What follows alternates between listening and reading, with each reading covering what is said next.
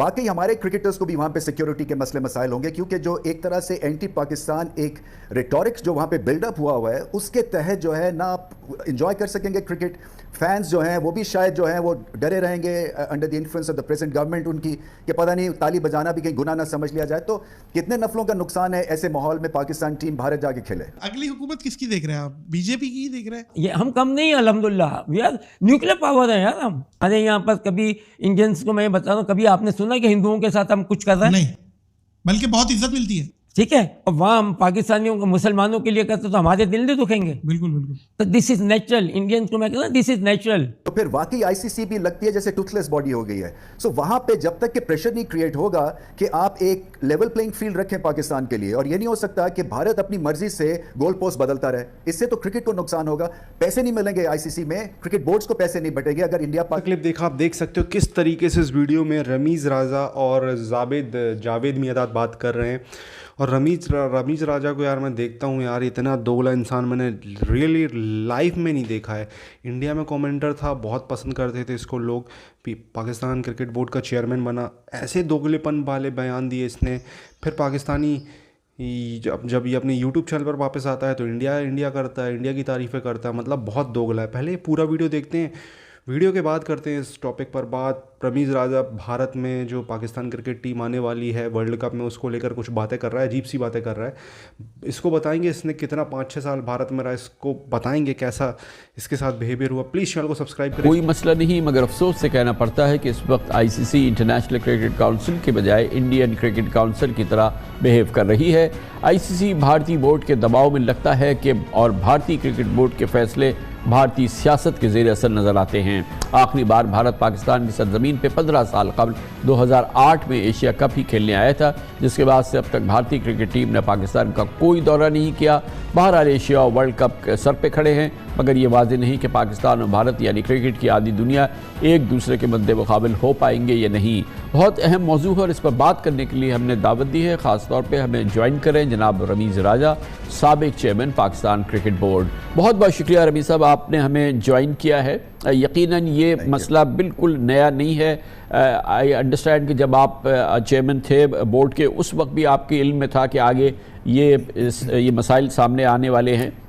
आपके जहन में क्या ऑप्शंस थे इस हवाले से, और अब भी आपके ख्याल में पाकिस्तान के क्या ऑप्शंस हैं और हमें प्रेफरेबली क्या ऑप्शन एक्सरसाइज करना चाहिए? देखिए, पहले तो मैं अपने क्रिकेटर की हैट पहनता हूं और मैं समझता हूं इंडिया पाकिस्तान से बड़ा कोई कॉन्टेस्ट नहीं है और मैचेस होने चाहिए, क्योंकि फैंस क्यों बेचारे जो हैं इस ग्रेट स्पेक्टिकल से पीछे रहें। और पैसा भी बनता है, आई बॉल्स भी क्रिकेट को मिलती हैं। अमेरिकन अखबारों में इंडिया पाकिस्तान क्रिकेट मैचेस की हेडलाइंस लग जाती हैं। इसकी इतनी बड़ी कशिश है और पुल है।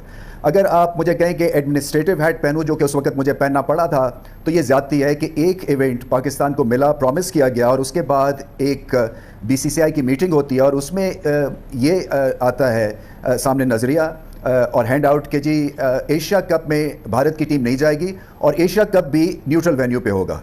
सो फिर हमने उनको एक ज़बरदस्त सा उसको जवाब दिया कि देखें, आप अगर नहीं आएंगे तो ये आपकी गवर्नमेंट के थ्रू मजबूरी तो हो सकती है, सो ना आए आप, क्योंकि आप कभी भी नहीं आए पिछले 15 साल से, जैसे आप कह रहे हैं कि नहीं आई भारतीय टीम। मगर पाकिस्तान से एशिया कप को कहीं और मुनक्किद करना ये नहीं होने वाला है। सो इसलिए कि जैसे आपने कहा PSL में सारे इंटरनेशनल प्लेयर्स आते हैं, पाकिस्तान में बड़ी बड़ी टीम्स इस सीज़न में आ चुकी हैं, ऑस्ट्रेलिया, इंग्लैंड, न्यूजीलैंड।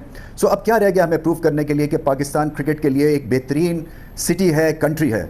तो वहाँ पे स्टांस लिया था, और वो इसलिए स्टांस लेना बड़ा ज़रूरी है क्योंकि हमें ये रिफ रैफ समझते हैं और हमें ये समझा जाता है जी कि कभी भी पाकिस्तान को आर्म ट्विस्ट करके हम साइड लाइन कर देंगे। ये नहीं होना चाहिए। मैं समझता हूँ कि असूल पे खड़ा रहना चाहिए, और वाकई हमारे क्रिकेटर्स को भी वहाँ पे सिक्योरिटी के मसले मसाइल होंगे, क्योंकि जो एक तरह से एंटी पाकिस्तान एक रिटोरिक्स जो वहाँ पे बिल्डअप हुआ है, उसके तहत जो है ना आप इंजॉय कर सकेंगे क्रिकेट।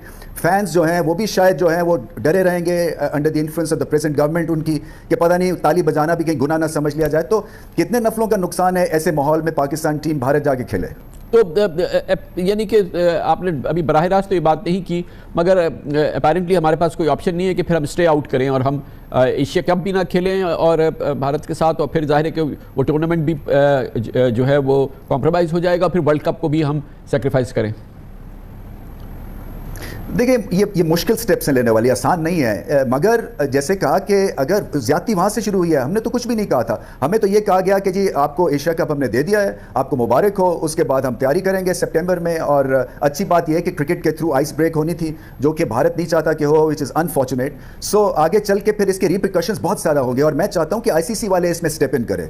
देखिए ये जो ऑस्ट्रेलिया है एक बहुत बड़ी एक क्रिकेट फोर्स है, उनका बोर्ड स्ट्रांग है, इंग्लैंड का बोर्ड स्ट्रांग है, वो भी बहुत बड़ी एक फोर्स है। वो जो है जब वो साइड स्टेप करके और ये तमाशा देखना शुरू कर देते हैं तो फिर वाकई ICC भी लगती है जैसे टूथलेस बॉडी हो गई है। सो वहां पे जब तक कि प्रेशर नहीं क्रिएट होगा कि आप एक लेवल प्लेइंग फील्ड रखें पाकिस्तान के लिए, और ये नहीं हो सकता कि भारत अपनी मर्जी से गोल पोस्ट बदलता रहे, इससे तो क्रिकेट को नुकसान होगा। पैसे नहीं मिलेंगे ICC में, क्रिकेट बोर्ड्स को पैसे नहीं बटेंगे अगर इंडिया पाकिस्तान के मुकाबले नहीं होते हैं। ये जो मुकाबले हैं ये वर्ल्ड फ्रेटर्निटी को चाहिए हैं। तो रवि साहब इसमें क्या है, ये तो एक बहुत ही एक लॉजिकल बात है, एक जुडिशियस बात है, बिल्कुल इंसाफ की बात है, बिल्कुल फेयर बात है। तो ये जो कंट्रीज़ हैं जिसका आपने नाम लिया, ऑस्ट्रेलिया और इंग्लैंड और ये दूसरी बड़ी न्यूजीलैंड वगैरह, ये सारी कंपनीज जो हैं वहाँ तो इन चीज़ों को अपहोल्ड किया जाता है अपेरेंटली। तो कैसे इस चीज़ को डिसमिस कर सकते हैं हमारी इस पोजीशन को? देखिए अनफॉर्चुनेटली खान साहब, ये जो पैसा है ना, मनी टॉक्स, और जब इनको अपने कॉफर्स में पैसा आता है फ्रॉम इंडियन आप समझे कंपनीज या टेरिटरी से, ये लोग अनफॉर्चुनेटली चुप कर जाते हैं और बड़े बड़े इश्यूज़ के ऊपर ये जो जैसे कहते हैं ना कि जो एलिफेंट इन द रूम, उसको ये एड्रेस नहीं करते हैं। सबसे बड़ा मुकाबला भारत और पाकिस्तान का है, सबसे बड़ा मनी चर्नर भारत और पाकिस्तान का कॉन्टेस्ट है। फैंस आप देख लें वर्ल्ड कप में क्या हाल होता है, नारे मार मार के निढाल हो जाते हैं, मगर क्योंकि पैसे इनको मिल जाते हैं तो ये फिर बीच में जिसको कहते हैं ना पंगा नहीं लेते हैं भारत से, और फिर भारत जो है वो आपको बुलडोज कर देता है ICC के लेवल पे हर कमेटी में, चाहे वो क्रिकेट की कमेटी हो, चाहे वो आपकी कमर्शियल कमेटी हो ICC में, चाहे वो आपके फ्यूचर टूर्स प्रोग्राम की कमेटी हो, उसको भारत हेड करता है। और ये लोग जो हैं ये साइड पे रह के और तमाशा देखते रहते हैं। तो रवि साहब अब चले हम खेलें और एशिया कप भी खेलें और वर्ल्ड कप भी खेलें, मगर खेलते तो इसलिए है ना कि जीते और हमारी कोई परफॉर्मेंस हो, लेकिन जो इस वक्त हमारी स्टैंडिंग है, जो हमारी टीम जहाँ पे खड़ी है, और अभी अपने अफगानिस्तान की सीरीज देखिए, ये तो बिल्कुल एक कंप्लीट कोलैप्स हम देख रहे हैं, जो कि एक अनबिलीवेबल सी सिचुएशन है। बात कर रहे हैं हम एशिया कप की, हम बात कर रहे हैं इंडिया को हराएं, हम वर्ल्ड कप को हराएं, हम इन टूर्नामेंट में तो खेलने जा रहे हैं इसलिए कि हम कोई परफॉर्म करें, लेकिन हमारा तो हाल बहुत ही बुरा है। ये कहाँ की अक्लमंदी है? मतलब एक जो आपका व्हाइट बॉल में जो एक धाक बैठी हुई है उसको आपने पूरे सिस्टम को अनसेटल कर दिया है, इसलिए कि जो गवर्न कर रहे हैं क्रिकेट को, उनको क्रिकेट की अलिफ बे नहीं समझ, उनको कोई आइडिया नहीं है। ऐसे ही है कि मैं आपको सहाफत सिखाना शुरू कर दूं, क्या चांसेस है मेरे कि मैं उसमें आपका टीचर बन जाऊंगा? फिर मोदी साहब भी इन्वॉल्व हुए ना, वही सारी चीजों को। मोदी साहब क्योंकि मोदी साहब को पता है जो कार्ड वो खेल रहे हैं ना, उसी की वजह से ये टिके हुए हैं। अच्छा, एक्सट्रीमिस्ट उन्होंने ना हाँ। ये किया है ना। मुझे कौन सी वो हाई क्लास से आया भाई जो उसको बताऊँ, अच्छा, कौन सी ऑक्सफोर्ड कैम्ब्रिज जब वो चीज़ बताई। तो आदमी आदमी में भी फर्क होता है, वेयर इट कम फ्रॉम।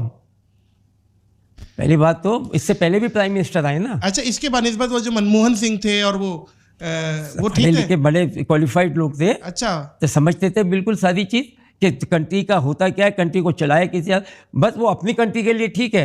उसने बस ये है कि मुसलमानों को ये कर दिया वो कर दिया, उसके अगेंस्ट तुम ले दो, अब ऊपर जाके तो देनी पड़ेगी, चाहे भगवान भी नहीं छोड़ेगा। हम तो अल्लाह भगवान तो उनका भी है ना, नहीं हम तो ये गलत करेंगे ये क्या बच जाएंगे? सही बात है। तो कानून सबके लिए बराबर है ना, दुनिया कायनात बनी है, कोई बचेगा नहीं। अगली हुकूमत किसकी देख रहे हैं आप? बीजेपी की देख रहे हैं अगली हुकूमत इंडिया की? आपका तजर्बा क्या? ये आवाम के ऊपर है, देखें नहीं, आपका आवाम की तजुर्बा आवाम क्या है। मैं समझता हूँ कि देखें अगर मोदी साहब जैसे प्राइम मिनिस्टर है तो लाजमी बात है इनके कोई पता नहीं है। तो दोस्तों ये वीडियो यहाँ पर होता है ख़त्म। आपने देखा किस तरीके से इस वीडियो में बात हो रही थी रमीज़ राजा और जावेद मियादाद के बारे में। जावेद मियादाद ने जो बयान दिया, जावेद मियादाद एक मेंटली पागल आदमी है। मैंने जावेद मियादाद को अभी हाल फिलहाल में सुना है, तो इसके अंदर ओवरडोज है पाकिस्तानियत का, मतलब Pakistani batter, Pakistani nuclear power, Pakistani कुछ भी कर सकते हैं, पाकिस्तान, इंडिया वाले भूखे मर रहे हैं, इंडिया वाले ये हैं वो हैं, इस तरीके की ये बात करता है। उससे समझ में आ जाता है कि इसका लेवल क्या है, कितना इसकी मेंटल कंडीशन ख़राब है, मानसिक संतुलन इसका बिल्कुल भी सही नहीं है। इस्लाम का भी इसके अंदर ओवरडोज है, हम मुसलमान हैं, हम कुछ भी कर सकते हैं, ये वो, इस तरीके की जब बात बंदा करने लगे ना, तो समझ जाओ कि उसकी मेंटल कंडीशन क्या है और कितनी वो डीप बातें करता है, और कुछ नहीं। तो जावेद मियादाद के लिए तो मैंने पिछला वीडियो डाला था, आपने देखा होगा। रमीज़ राजा की बात करेंगे। रमीज़ राजा पाकिस्तान के क्रिकेटर रहे हैं, भारत में काफ़ी कमेंट्री की है, और मतलब अभी 2-3 साल पहले तक काफ़ी ज़्यादा कमेंट्री की है भारत में इन्होंने, और बहुत पसंद किए जाने वाले क्रिकेटर थे। बट जब भारत में इनको काम मिलना बंद हुआ, सभी को बंद हुआ, तो फिर ये पाकिस्तान गए। उसके बाद भी भारत की बुराई नहीं कर रहे थे, क्योंकि इनका एक यूट्यूब चैनल जिसमें ये जो अपने पैसे हैं भारतीयों की वजह से बना रहे हैं। फिर पाकिस्तान क्रिकेट बोर्ड के अध्यक्ष बने तो यूट्यूब चैनल में इन्होंने काम करना कर दिया बंद। उसके बाद इनके बयान जो आ रहे थे इंडिया के बहुत खिलाफ आ रहे थे। अब वहाँ से चेयरमैन पोस्ट से ये गायब हुए, मतलब हटा दिए गए, तो फिर ये यूट्यूब चैनल पर वापस आए। फिर आईपीएल के हर मैच में अपना एनालिसिस कर रहे हैं, हर मैच में आईपीएल का एनालिसिस कर रहे हैं। मतलब यार शर्म करो यार, तुम शर्म करो यार। शोएब अख्तर ने भी ऐसे ही कुछ किया था। शोएब अख्तर भी कश्मीर को लेकर बयानबाजी करते हैं, मतलब एक अलग हेट है इनके अंदर, बट पैसे भी इंडिया से बना रहे हैं। जैसे नादिर अली को देखें आप, जावेद मियांदाद के साथ नादिर अली बैठा हुआ है। नादिर अली प्रैंक स्टार, इसके जो 80% सब्सक्राइबर हैं इंडियन से ही इसने पैसा कमाया। बट अब इसके आप वीडियो देखेंगे ना, तो हिंदुओं ने मतलब ये किया, बस ये हिंदू मुस्लिम वाले टॉपिक चालू। इंडियन टीम 2008 में आई थी तो उन्होंने यहाँ पे गाय का मांस खाया, इस तरीके की बातें। अभी सरफराज खान के साथ अगर आप इसका इंटरव्यू देखें, यहाँ पे माइनॉरिटी कम हो रही है, हिंदुओं की संख्या कम हो रही है पाकिस्तान में, तो उसकी वजह है कि उनको अकल आ रही है, वो इस्लाम एक्सेप्ट कर रहे हैं, इस तरीके की बातें। तो इन दोगले लोगों को क्या कॉमेंट करूँ यार, मुझे तो कुछ समझ में नहीं आ रहा है। जावेद मियांदाद हो, रमीज़ राजा हो, शोएब अख्तर हो, सब एक ही कैटेगरी के हैं। आपको क्या कहना, कमेंट बॉक्स में अपने सुझाव दें। चैनल को सब्सक्राइब करें। इसी तरीके के वीडियो आपको इस चैनल पर मिलते रहेंगे। जय हिंद।